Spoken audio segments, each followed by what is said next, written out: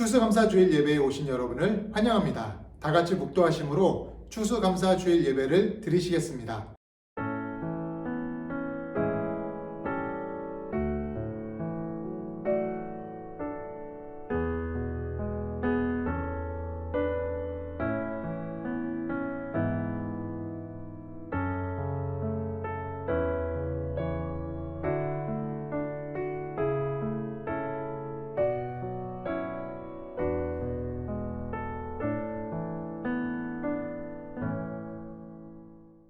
여호와께 감사하라. 그는 선하시며 그 인자하심이 영원함이로다.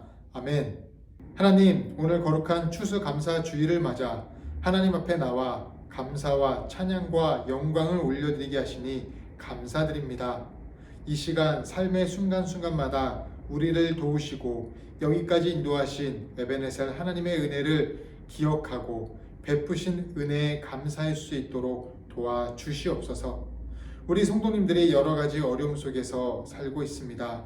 그 상황 속에서 혹여나 불평과 원망이 있었다면 이 시간 회개하오니 주의 보혈로 용서하여 주시옵소서. 특별히 오늘 예배를 통해 우리의 마음의 감사가 더욱 회복되고 감사할 것들이 더욱 많아질 수 있도록 우리들의 영적인 곳간과 육적인 곳간에 풍성한 은혜가 채워질 수 있도록 은혜 내려 주시옵소서. 언제나 선하시고 인자하심이 영원하신 하나님께 오늘 예배를 올려드립니다. 기쁘게 받아 주시옵소서. 감사하며 예수님의 이름으로 기도드립니다. 아멘. 전능하사 천지를 만드신 하나님 아버지를 내가 믿사오며 그 외아들 우리 주 예수 그리스도를 믿사오니 이는 성령으로 잉태하사 동정녀 마리아에게 나시고 본디오 빌라도에게 고난을 받으사 십자가에 못 박혀 죽으시고 장사한 지 사흘 만에 죽은 자 가운데서 다시 살아나시며 하늘에 오르사 전능하신 하나님 우편에 앉아 계시다가 저리로서 산자와 죽은 자를 심판하러 오시리라. 성령을 믿사오며 거룩한 공회와 성도가 서로 교통하는 것과 죄를 사하여 주시는 것과 몸이 다시 사는 것과 영원히 사는 것을 믿사옵나이다. 아멘.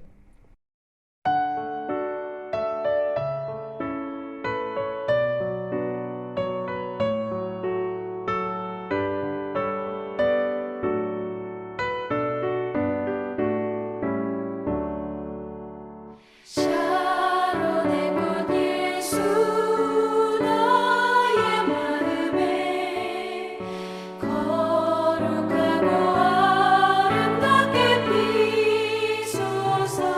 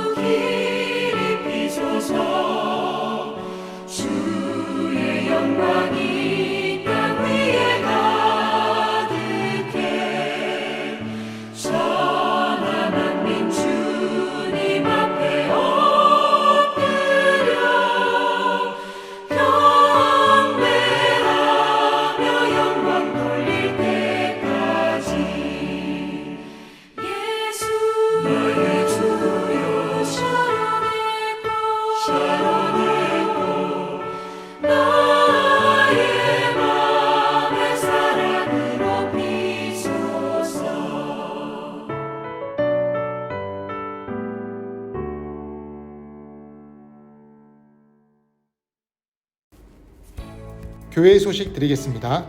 오늘은 추수감사주일로 예배를 드립니다. 한 해 동안 베푸신 하나님의 은혜에 감사드리며 현장 예배 때는 성찬식이 있습니다. 또한 교회에서 떡을 준비했으니 예배 후 로비에서 가져가시기 바랍니다. 2024년 캘린더가 제작되었습니다. 예배 후 로비에서 가져가시기 바라겠습니다. 마지막 주일은 현장 예배 후 도란도란 구역 모임을 진행합니다. 아침 묵상 굿모닝이 매주 월요일부터 금요일까지 새벽 5시에 유튜브로 진행됩니다. 이 시간 도보기도 중보기도 하겠습니다. 첫째로 국제 정세의 안정과 평화를 위해서 기도해 주시고, 두 번째로 우리 교회 임신한 가정들을 위해서 기도해 주시고, 세 번째로 우리 교회 성도님들의 건강과 여러 기도 제목들을 위해서 함께 기도해 주시겠습니다.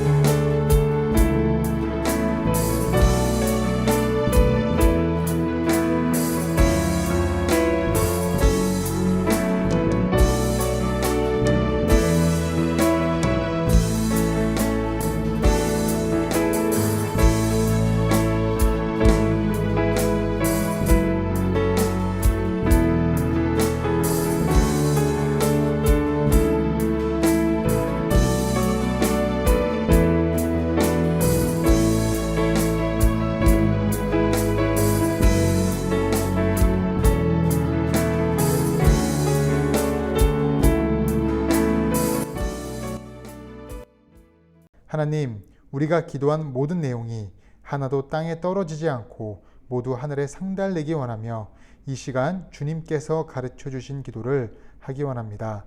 너희는 이렇게 기도하라. 하늘에 계신 우리 아버지여, 이름이 거룩히 여김을 받으시오며 나라가 임하옵시며 뜻이 하늘에서 이루어진 것 같이 땅에서도 이루어지이다.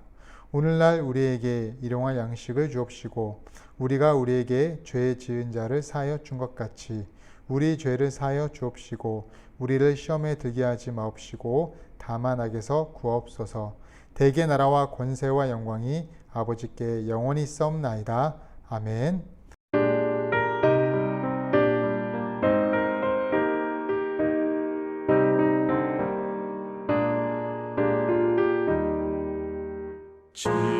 지금까지 지내온 것 주의 크신 은혜라. 한이 없는 주의 사랑 어찌 이루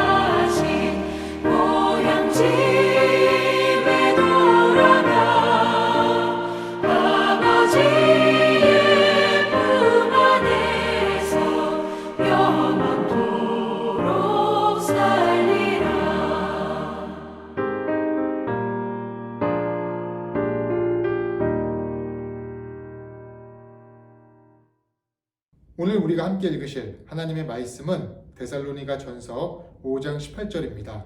범사에 감사하라. 이것이 그리스도 예수 안에서 너희를 향하신 하나님의 뜻이니라. 아멘. 한 주간 잘 지내셨습니까? 저도 잘 지냈습니다. 일반적으로 건물을 지탱하는 것이 기둥이라고 합니다. 기둥. 역대하 3장 17절과 열왕기상 7장 21절을 보면 솔로몬 성전이 나오는데 이 솔로몬 성전의 대표적인 두 기둥이 나와요. 바로 그것이 여러분이 잘 알고 있는 야긴과 보아스입니다. 야긴과 보아스. 하나는 야긴이고 또 하나는 보아스인데 야긴의 뜻은 뭐냐? 그가 세우리라이며 보아스는 그에게 능력이 있다라는 뜻입니다. 근데 이 표현들을 가만히 살펴보잖아요. 이것은요, 개인적인 하나님을 향한 고백의 표현입니다. 다시 말하면 하나님께서 세우셨다 이거예요. 또 하나는 하나님에게 능력이 있다라는 고백입니다. 그런데 히브리어 원문을 보면요, 이 야긴과 보아스에 포함되어 있는 단어가 뭐냐면 토다라는 단어예요. 토다. 이 토다라는 단어가 바로 히브리어로 감사라는 뜻입니다. 이것을 풀어서 얘기하면 야긴은 하나님께서 우리를 세워주셔서 감사합니다 라는 뜻이에요. 그가 우리를 세우셨다라는 것을 풀어서 얘기하면 하나님께서 우리를 세워주셔서 감사합니다 이런 뜻입니다. 그리고 보아스는 그에게 능력이 있다는 표현이잖아요. 근데 이것을 풀어서 얘기하면 하나님께서 우리의 힘, 우리의 능력이 되어주시니 감사드린다고 할 수 있는 것입니다. 그러니까 성전을 지탱하는 두 기둥이 야긴과 보아스인데 이 두 기둥의 근원이 바로 감사의 고백인 것입니다. 감사의 고백이 두 기둥인 야긴과 보아스라고 할 수 있는 거예요. 성전을 지탱하는 것이 뭐냐? 건물을 지탱하는 것이 뭐냐? 바로 감사라는 얘기입니다. 고린도전서 3장 16절에 우리가 하나님의 성전이라고 말씀하셨습니다. 이런 관점에서 보면 성전인 우리 인생을 지탱하는 것이 바로 야긴과 보아스와 같은 영적인 기둥이 필요하다는 것인데 그 기둥이 바로 감사의 고백이라는 거예요. 그 기둥의 철근은 감사라는 것입니다. 하나님께서 우리를 세워주셔서 감사합니다. 하나님께서 우리의 힘이 되어주셔서 감사드립니다. 이런 감사의 고백이 우리 인생을 지탱하는 것이라고 할 수 있는 것입니다. 한편으론 우리가 드리는 예배도 언제나 감사가 핵심이에요. 예배에는 언제나 감사가 필수적입니다. 성경을 보면 시편 50편 14절에 감사로 하나님께 제사를 드리며 지존하신 이에게 내 서원을 갚으며 또 시편 50편 23절을 보세요. 감사로 제사를 드리는 자가 나를 영화롭게 하나니 그의 행위를 옳게 하는 자에게 내가 하나님의 구원을 보이리라. 빌립보서 4장 6절을 보면 아무것도 염려하지 말고 다만 모든 일에 기도와 간구로 너희 구할 것을 감사함으로 하나님께 아뢰라. 아멘. 보세요. 성경에서 뭐라고 얘기합니까? 우리가 제사를 드리든지 아니면 기도와 간구를 하든지 모두 감사로 하라고 하지 않습니까? 그러니까 우리 인생의 육적인 부분과 영적인 부분에 가장 필요한 것은 뭐냐? 감사라는 거예요. 감사의 고백이 필요하다는 것입니다. 감사가 우리 삶을 지탱해 줍니다. 또 감사가 우리 삶에 활력을 공급해 주는 것입니다. 만약 우리 삶에 감사가 없으면요, 우리 삶이 무기력해져요. 감사가 우리에게 활력을 주는 것입니다. 근데 감사가 없으면 활력이 공급이 안 되어서 삶에 메마름이 오는 것입니다. 유럽에 명망 있는 가문들이 있습니다. 합스부르크, 부르봉, 로마노프, 호헨칠레른, 하노버, 비델스바흐, 올덴부르브, 베틴, 이런 유럽의 독일, 프랑스, 러시아 이런 가문들이 있는데 이런 가문들을 얘기할 때 이 가문들이 무엇 때문에 명망이 있다고 하는지 아세요? 이 가문들이 얼마나 출세했냐, 이 가문들이 얼마나 사회에 공헌했냐 이게 중요한 것이 아니라 이들 가문의 아이들이 태어날 때부터 얼마나 감사에 대한 교육을 잘 했는지, 그래서 이 가문의 출신들마다 얼마만큼 감사의 고백이 일어나는지가 바로 명망 있는 가문의 척도라는 것입니다.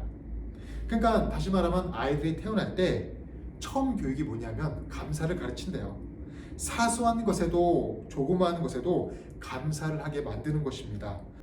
왜냐하면 감사가 인생 전체를 주관한다고 생각했기 때문입니다.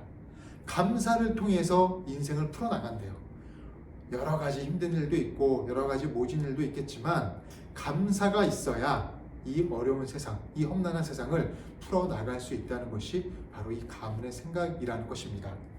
누가복음 17장에서 예수님께서 10명의 나병 환자를 고쳐주셨습니다. 그런데 이 중 한 명만 와서 감사를 표해요. 9명은 감사를 표하지 않고 한 명만 감사를 표합니다. 그래서 예수님이 묻습니다. 10명 모두 깨끗함을 받지 않았느냐?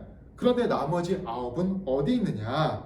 그러면서 예수님은 감사의 인사를 하러 온 단 한 명의 사람에게 내 믿음이 너를 구원하였다고 말씀하시면서 은혜를 주시는 모습을 볼 수 있었습니다.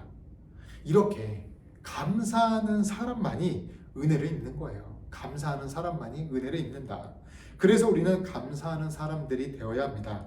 제일 먼저 주님이 우리에게 베푸신 구원의 은혜에 감사해야 해요. 십자가 사랑에 대한 감사와 감격이 먼저 회복되어야 합니다. 그 구원의 감사가 회복되면 구원의 감사가 인생의 수많은 다른 감사들을 견인해요. 끌어줍니다. 우리가 좋은 일이 생기면 그 영향으로 인해서 주변의 다른 일도 조그만 것도 감사하게 생각하는 경우도 있지 않습니까? 근데 기분이 나쁘면 다른 것도 다 기분이 나빠요. 마찬가지로 우리가 구원의 큰 은혜에 감사하면 인생의 다른 사소한 부분들도 당연히 감사하게 되는 것입니다. 그러면 그 감사들이 우리 인생의 지탱이 되고 새로운 활력으로 공급이 되는 것입니다. 현재 우리의 가정과 일터와 삶이 죽은 고목과 같을 수 있습니다. 그러나 오늘 말씀을 통해서 우리가 하나님께 고백하는 감사로 인해 우리 인생의 고목에 새로운 꽃이 피는 놀라운 역사가 일어났으면 좋겠어요. 그렇다면 감사가 내 삶을 지탱하고 활력이 공급되는 인생이 되기 위한 방법이 무엇일까요? 첫째는요, 내 영혼이 지치고 피곤할 때 감사하라입니다. 내 영혼이 지치고 피곤할 때 감사하라. 감사는 좋을 때도 있지만 내 영혼이 지치고 피곤할 때 하는 것입니다. 왜냐하면 감사가 우리 삶을 긍정적으로 변화시켜 주기 때문입니다. 성경에서 다니엘은 불행한 시대를 살았던 사람입니다. 나라는 정복당했고 자기 나라를 망하게 한 원수의 나라 바벨론의 포로로 끌려갔어요. 그곳에서 이름을 빼앗기는 수모도 당했습니다. 자신을 제거하려는 모략과 계략에도 휩싸였습니다. 그런데 다니엘은 이 상황에서 하나님을 원망하거나 좌절하지 않았습니다. 그런 어려운 상황에서 다니엘이 했던 것이 무엇이냐? 오직 감사했어요. 감사. 다니엘 6장 10절에 다니엘이 이 조서에 왕의 도장이 찍힌 것을 알고도 자기 집에 돌아가서는 윗방에 올라가 예루살렘으로 향한 창문을 열고 전에 하던 대로 하루 3번씩 무릎을 꿇고 기도하며 그의 하나님께 감사하였더라. 아멘. 보세요. 이런 힘든 상황에서 어떻게 감사할 수 있었겠습니까? 그런데 다니엘은 감사했어요. 감사하였더라. 이 표현이 나오지 않습니까? 이렇게 힘든 상황에서 다니엘이 감사할 수 있었던 이유는요, 바로 뭐냐? 다니엘에게는 하나님에 대한 절대적인 믿음이 있었습니다. 하나님에 대한 절대적인 믿음. 그 믿음이 있었기에 힘든 상황에서도 감사할 수 있었던 것입니다. 우리가 살다 보면 감사하다는 말이 안 나오는 경우가 많습니다. 솔직히 길을 가다가 돌부리에 넘어졌을 때 감사라는 단어보다는 왜 그 돌이 하필 거기 있고 왜 나는 하필 그 돌에 넘어졌는가? 그러면서 짜증도 나고 그 돌을 또 그 상황을 탓하게 됩니다. 그러나 인생을 살다 보면 차라리 그때 그 돌부리에 넘어진 것이 축복일 때가 있어요. 그 돌부리에 넘어져 잠시 지체하지 않았다면 급하게 지나가는 차에 치여 더 크게 다쳤을지도 모르는 그런 상황이 생길 수도 있기 때문입니다. 우리 인생에는요, 괜히 우연히 일어나는 일이 없다고 생각합니다. 마태복음 10장에 참새 한 마리도 하나님의 허락 없이는 떨어지지 않는다고 예수님께서 말씀하셨어요. 따라서 우리는 우리 삶에 일어나는 모든 일을 말씀으로 해석하는 습관을 가져야 합니다. 만약 내 생각으로 내 경험으로 해석하면 모든 것이 불만이자 원망이에요. 그러다 우리 인생이 우울감에 빠집니다. 불행해집니다. 그러나 모든 것을 말씀으로 해석하잖아요. 그럼 모든 일이 해석돼요. 모든 일이 구속사적으로 해석이 되는 것입니다. 말씀이 즉 믿음이라고 할 수 있는데 지금은 이해하지 못해도 우리가 나중에 뒤돌아보면 그때 그 전의 상황이 하나님의 계획과 인도하심이었다는 것을 깨닫게 되는 거예요. 제가 예전에도 요셉 얘기를 했지만 요셉은 노예로 팔려가고 억울한 누명을 쓰고 감옥에 갇히고 고생했던 자신의 비참하고 어려웠던 그 인생을요 오직 믿음으로 해석을 했어요. 만약 자기 인생을 인간적인 관점으로 해석했다면 자기 인생은요 망한 인생이에요. 해석이 안 되는 인생이에요. 그러나 믿음으로 해석하게 되니까 모든 것이 이해가 되는 겁니다. 내가 총리가 된 것도 내가 잘나서 내가 보상받아서 된 것이 아니라 대흉년에서 우리 민족을 살리기 위해서 또한 대흉년을 대비하고 국가 정책을 좌지우지할 수 있는 총리가 되게 하시려고 더구나 이집트인이 아닌 이방인이 총리가 되게 하시려고 하나님께서 나를 먼저 보내셨고 모든 과정을 주관하셨구나. 이렇게 믿음으로 해석하니까 깨닫게 되는 것입니다. 괜히 이런 생각할 수 있어요. 팔려가지도 않고 이집트 팔려가지도 않고 그냥 거기서 좀 잘 살게 해주시지 왜 나를 그렇게 고생길로 인도하셨을까. 근데요 괜히 거기서 형제들과 지지고 볶고 살다가 형제간에 싸움 더 크게 나고 피부림 나서 돌이킬 수 없는 상황이 발생할지도 모르거든요. 그런데 결국 이방인이 이집트의 총리가 되었고 대흉년 속에서 민족을 살리게 하고 또한 그 형제들도 오해와 아픔과 상처와 미움과 시기와 질투가 있는 그 형제들의 마음이 결국 다 녹아지면서 서로 용서하고 서로 화해하고 이런 모습이 되지 않았습니까? 결국 요셉과 자기 민족, 자기 가정을 모두 회복하게 만드시는 하나님의 은혜를 믿음으로 해석하니까 깨닫게 되는 거예요, 요셉이. 그런데 여기서 안타까운 사람이 있습니다. 그것은 고난은 고난대로 당하면서도 거기에서 아무런 메시지를 발견하지 못하는 사람이 안타까운 사람이에요. 어찌 보면 그것은 세상에서 가장 어리석은 사람이라고 할 수 있습니다. 그래서 감사는 선택이에요, 선택. 우리가 객관적으로 너무나 풍요로운 것이 많아서 감사하는 것이 아닙니다. 우리가 어려운 가운데서도 감사를 선택했기 때문에 감사할 수 있는 것입니다. 이런 감사로 사시는 우리 모두가 되시길 바라겠습니다. 자, 그 다음으로 감사가 내 삶을 지탱하고 활력이 공급되는 두 번째 방법이 무엇이냐? 두 번째 방법은요, 바로 사건이 아닌 사람을 감사하라. 사건이 아닌 사람을 감사하라.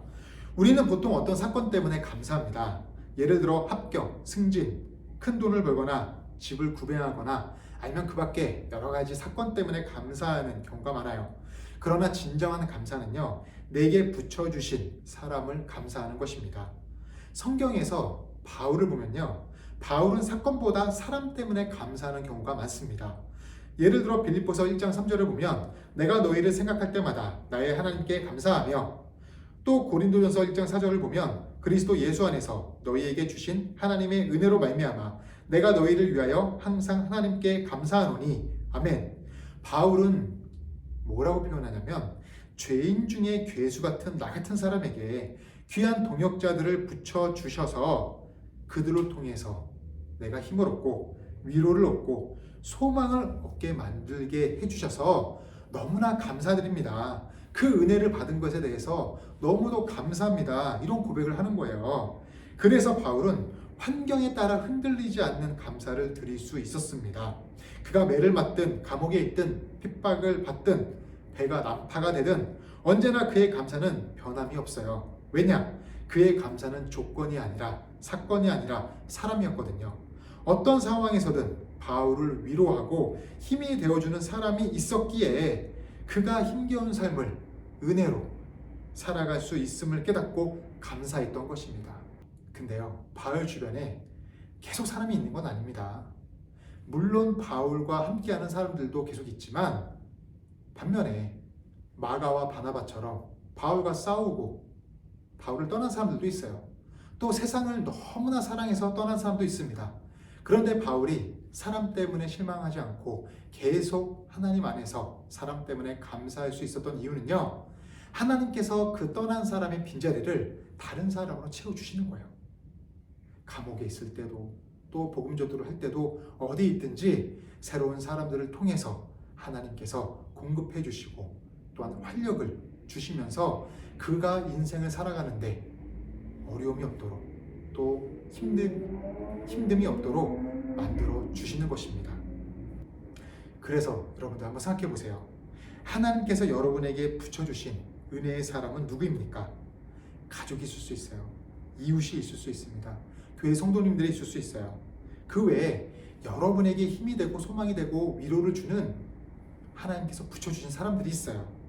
하나님께서는 여러분이 외롭지 않도록 이 힘겨운 삶을 잘 살아갈 수 있도록 언제나 소중한 사람들을 계속적으로 붙여주십니다. 부산시설공단이 운영하는 몸이 불편하신 분들이 이용하는 특별교통수단 두리발이라고 있습니다. 지난 11일 빼빼로데이 때 이 두리발의 20대 이용자가 두리발의 콜센터 상담 직원들에게 빼빼로 선물을 주고 갔다고 합니다.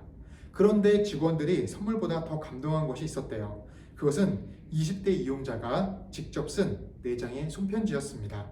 이 손편지에는 진심 어린 위로와 감사의 마음이 고스란히 담겨 있었습니다. 평소 두리발을 자주 이용한다는 20대는 편지에 이렇게 썼어요. 두리발 기사분들 덕분에 우리 장애를 가진 분들이 움직일 수 있고 상담원들이 있기에 두리발 서비스를 이용할 수 있습니다.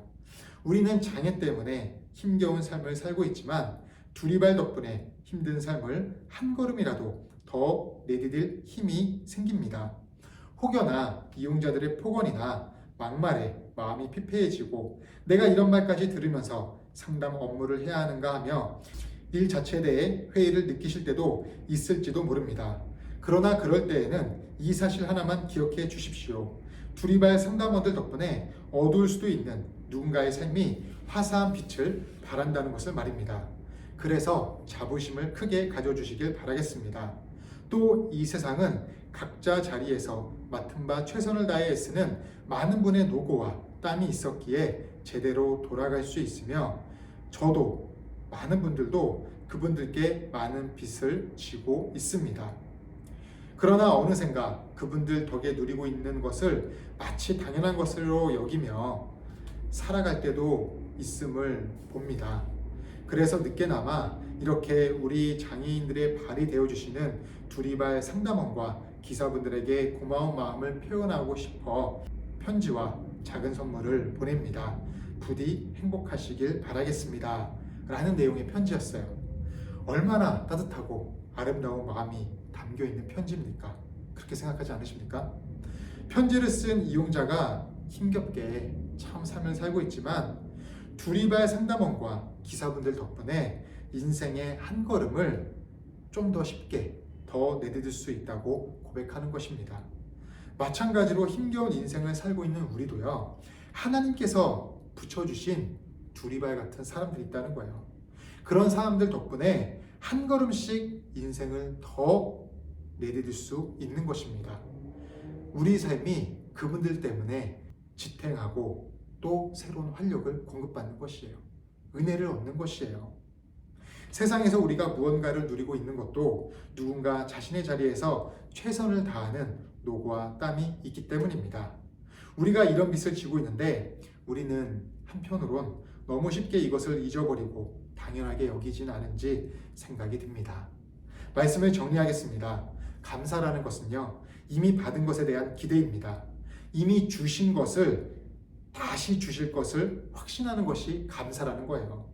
다윗을 보십시오. 사무엘상 17장 37절에 또 다윗이 이르되 여호와께서 나를 사자의 발톱과 곰의 발톱에서 건져내셨은즉 나를 이 블레셋 사람의 손에서도 건져내시리이다. 아멘.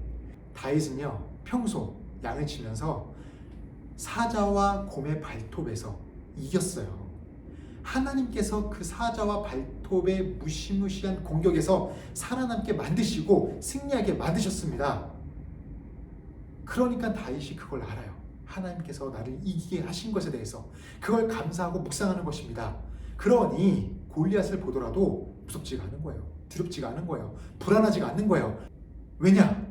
사자와 곰을 이기게 만드신 하나님께서 골리앗도 이기게 만드실 것이기 때문에, 그것을 아는 다윗이기 때문에 불안하지 않는 것입니다. 그러니까 다윗이 하나님께서 그렇게 해주실 줄을 알고 만군의 여호와의 이름으로 나가는 거예요. 감사하고 확신을 가지고 승리의 길로 나아가는 것입니다. 그런 여러분이 되시길 바랄게요. 그래서 감사가 힘이에요. 그래서 감사가 능력입니다. 내 영혼이 지치고 피곤할 때 항상 감사로 말하고 행동하십시오. 감사로 예배하십시오. 감사로 살아내십시오. 감사로 좋은 일을 하십시오. 어떤 조건과 사건으로 감사하는 것이 아니라 내게 붙여주신 사람들을 감사하십시오. 그럴 때 우리 삶이 감사로 지탱하고 새로운 활력을 공급받는 귀한 인생이 될 줄 믿습니다.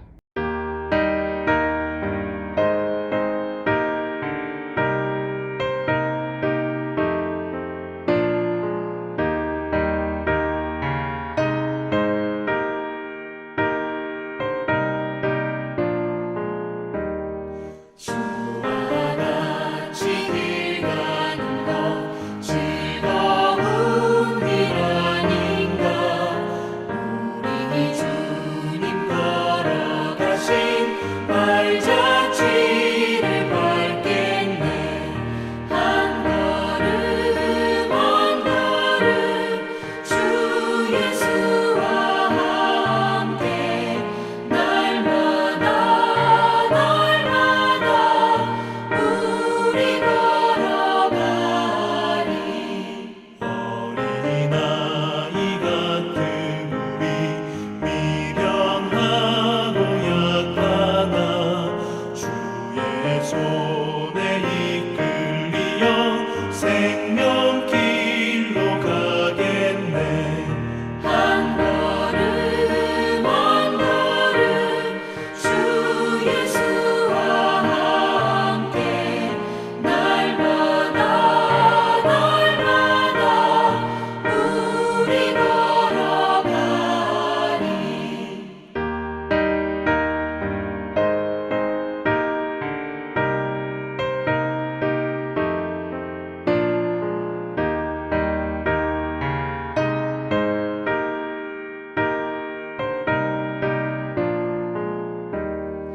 꽃이 피는 들판이나 험한 골짜기라도 주가 인도하는 대로 주와 같이 가겠네. 한 걸음 한 걸음 주 예수와 함께 날마다 우리 걸어가리. 옛 선지자의 것같이 우리들도 천국에 들려 올라갈 때까지 주와 같이 걷겠네. 한 걸음 한 걸음 주 예수와 함께 날마다 우리 걸어가리.